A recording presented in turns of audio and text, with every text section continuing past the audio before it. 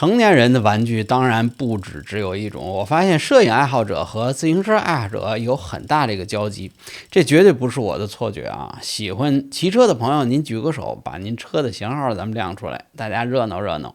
我发现这两个玩具的底层逻辑是非常的相近，所以呢，今天就想跟大家聊聊自行车和我的新玩具。欢迎收看《采风摄影生活杂志》，我是大马猫本。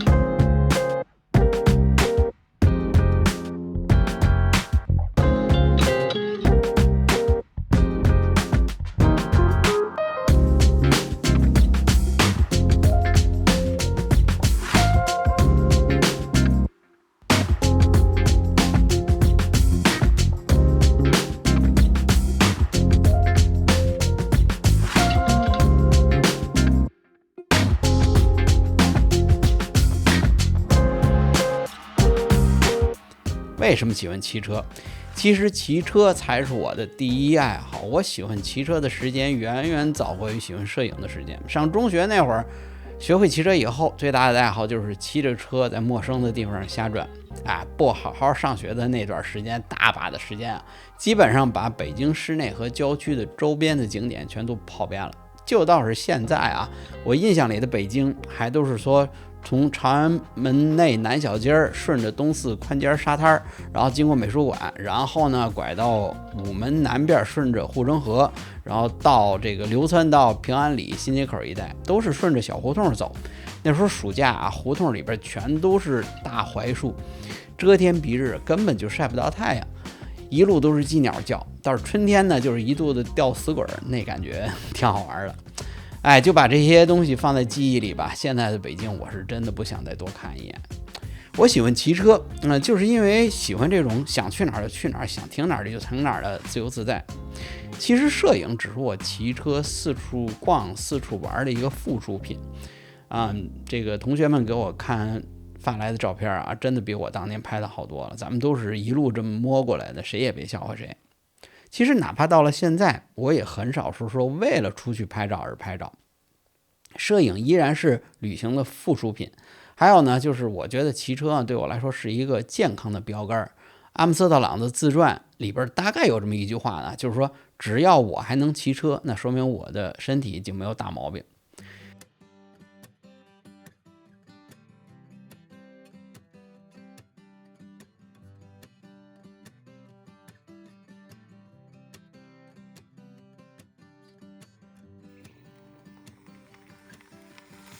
骑车和摄影两个爱好呢，其实有交集，因为这两群人啊，我觉得大多都是对外面世界好奇心比较重，同时呢又喜欢那种机械啊，那种小很痴迷。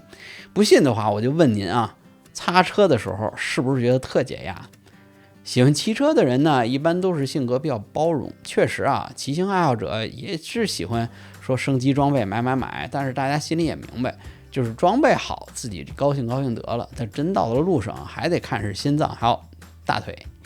摄影不是也一样吗？拿着哈苏徕卡就很牛逼吗？要不您就出来走几圈？为什么是钛？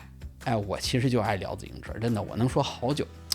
自行车呢，你看几个流行的材料，钢、铝、碳还有钛，我基本上都算是试过，但是唯独没有拥有过一个全碳的车。碳是我曾经试过，但是我不喜欢，就是碳架够轻也足够用，而且还能加工成那种不规则的那种空气动力的造型，就是它的竞技性能毫无疑问。但是像我这种力量不行，只是喜欢巡航那种骑法呢，它的优点我是完全享受不到，但是它的缺点我是一样不落，照单全收啊！你看硬邦邦的碳架还有碳叉，把地面大大小小的震动顺着我的胳膊，顺着我的屁股，一点不浪费，全都串到我这大脑里边。说到这儿，我就必须羡慕一下国内骑公路的朋友，就是不得不说啊，国内的柏油路面平整的真的跟像木地板一样，忒顺滑了。墨尔本这边的破路，道两边的石头子儿、树枝、树叶、死袋鼠，对不对？就跟骑在芦荟渣子上一样。骑碳架要是走这条路，绝对是浑身较劲，越骑越累。而且碳架它还挺娇气，你看那些高端车友停车，全是顺着墙码一溜，对，你别挨着我，我也别碰着你，对不对？不像我们骑旅行车的，就往那一堆就完了。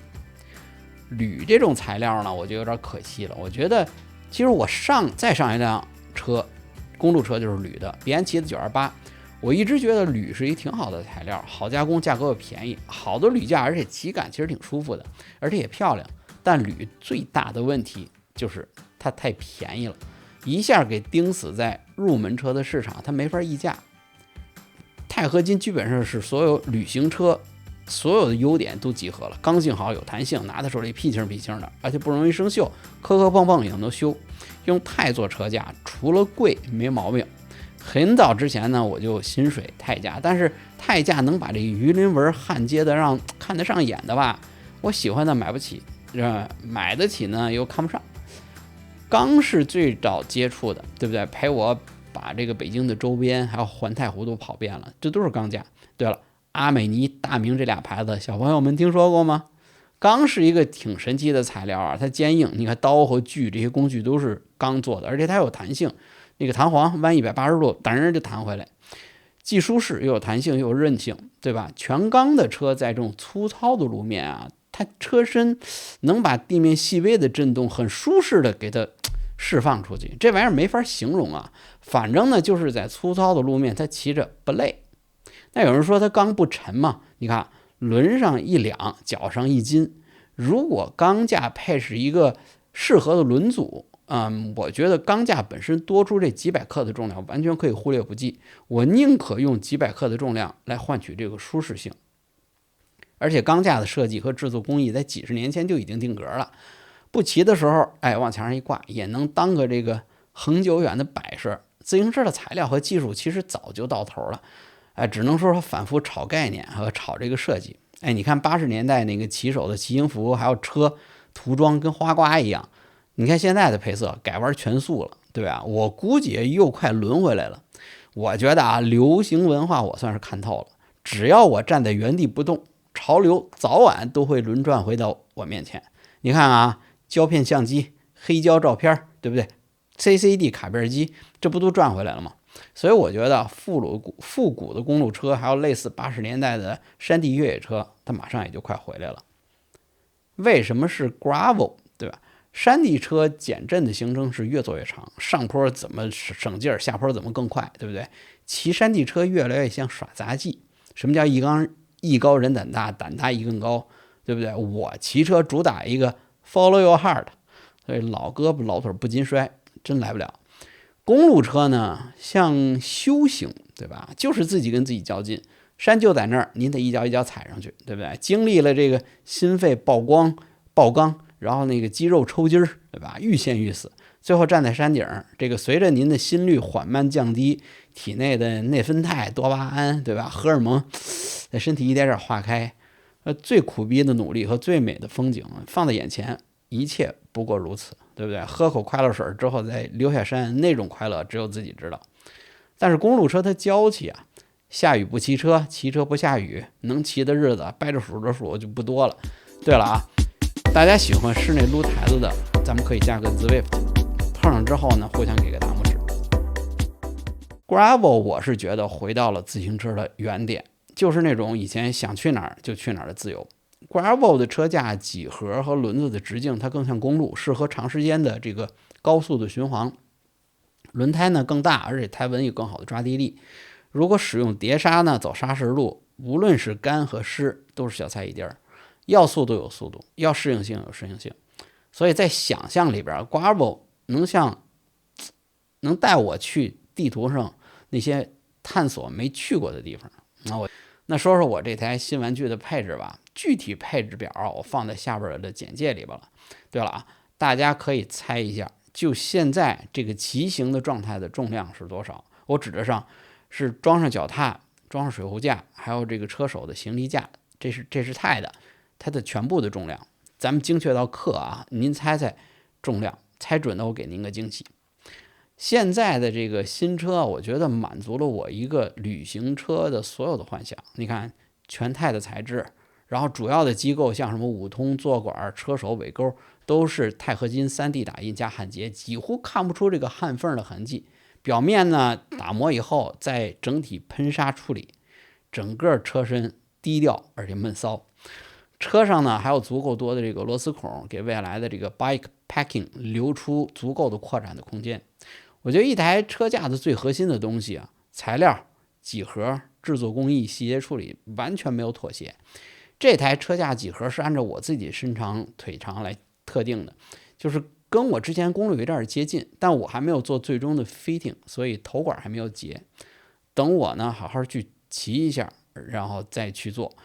轮组用的是 Campagnolo 的 Lavente 成品轮组啊，这是情怀啊。不过它是现有碟刹轮组里边呢最轻的一级。我骑公路其实就是用爬坡轮组，惯性小，反应快，这是我的菜。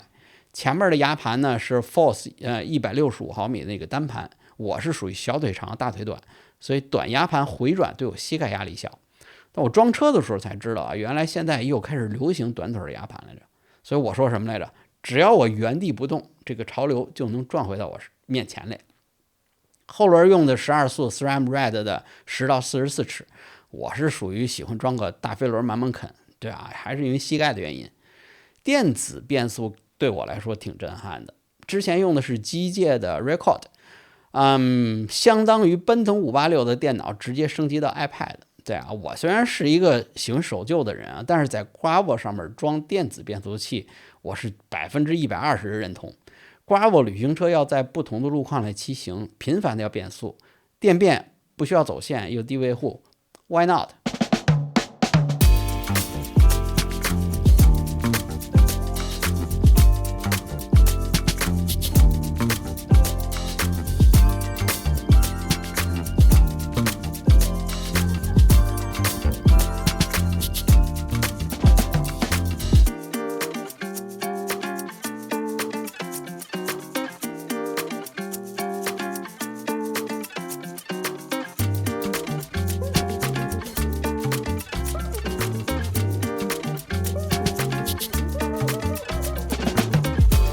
至于这台车的骑感如何，是骡子是马，早晚拉出来溜溜。但是我是想骑一段时间再给您分享，就是骑感是需要长时间来验证的，而且又很 personal 很个人的感受。